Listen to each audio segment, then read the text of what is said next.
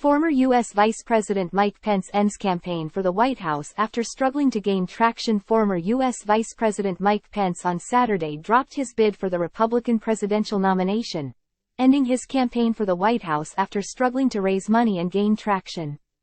In the polls, after much prayer and deliberation, I have decided to suspend my campaign for president effective today, Pence said at the Republican Jewish Coalition gathering in Las Vegas.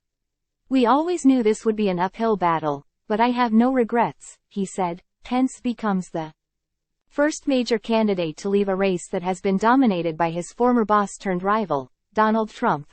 The decision, more than 2 months before the Iowa caucuses that he had staked his campaign on, saves Pence from the embarrassment of failing to qualify for the third Republican primary debate, November 8 in Miami. Time equals 400 ms. Greater than, but the withdrawal is a huge blow for a politician who spent years biding his time as Trump's most loyal lieutenant, only to be scapegoated during their final days in office when Trump became convinced that Pence somehow had the power to overturn the results of the 2020 election and keep both men in office, not something a vice president could do. While Pence averted a constitutional crisis by rejecting the scheme, he drew Trump's fury, as well as the wrath of many of Trump's supporters who believed his lies and still see Pence as a traitor.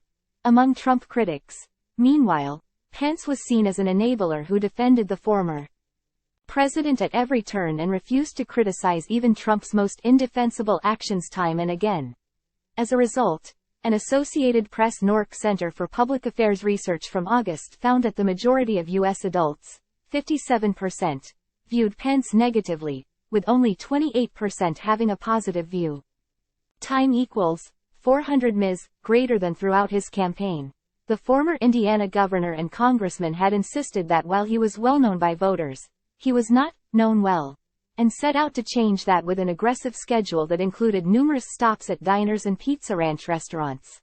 Pence had been betting on Iowa, a state with a large white evangelical population that has a long history of elevating religious and socially conservative candidates such as former Arkansas Governor Mike Huckabee and former Pennsylvania Senator Rick Santorum.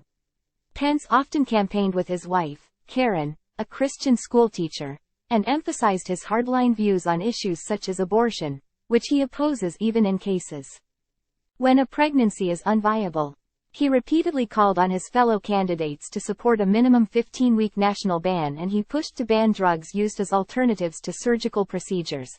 He tried to confront head-on his actions on January 6, 2021, explaining to voters over and over that he had done his constitutional duty that day, knowing full well the political consequences. It was a strategy that aides believed would help diffuse the issue and earn Pence the respect of a majority of Republicans, whom they were convinced did not agree with Trump's actions. But even in Iowa, Pence struggled to gain traction. He had an equally uphill climb with donors, despite years of connections.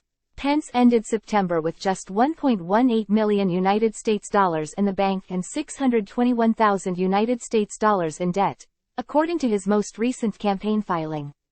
That debt number probably has grown in the weeks since and seemingly will take years for Pence, who is not independently wealthy, to pay off. The Associated Press first reported after the filing that people close to Pence had begun to feel he faced a choice about whether remaining a candidate might potentially diminish his long-term standing in the party, given Trump's dominating lead in the race for the 2024 nomination. While they said Pence could stick it out until the January 15 Iowa caucuses if he wanted, he would have to consider how that might affect his ability to remain a leading voice in the conservative movement, as he hopes. Some said that Hamas' attack on Israel in October, which pushed foreign policy to the forefront of the campaign, had given Pence a renewed sense of purpose given his warnings throughout the campaign against the growing tide of isolationism in the Republican Party. Pence had argued that he was the race's most experienced candidate and decried voices of appeasement among Republicans, arguing they had emboldened groups such as Hamas. Pence is expected to remain engaged, in part through Advancing American Freedom, the conservative think tank he founded after leaving the vice presidency. He envisions it as an alternative to the Heritage Foundation. Pence's group is expected to continue to advocate for policies that he supported in his run, including pushing for more U.S. support for Ukraine's defense against the Russian invasion and proposed cuts to Social Security and Medicare to rein in the debt. Such ideas were once the bread and butter of Republican establishment orthodoxy but have fallen out of favor as the party has embraced Trump's isolationist and populist shifts.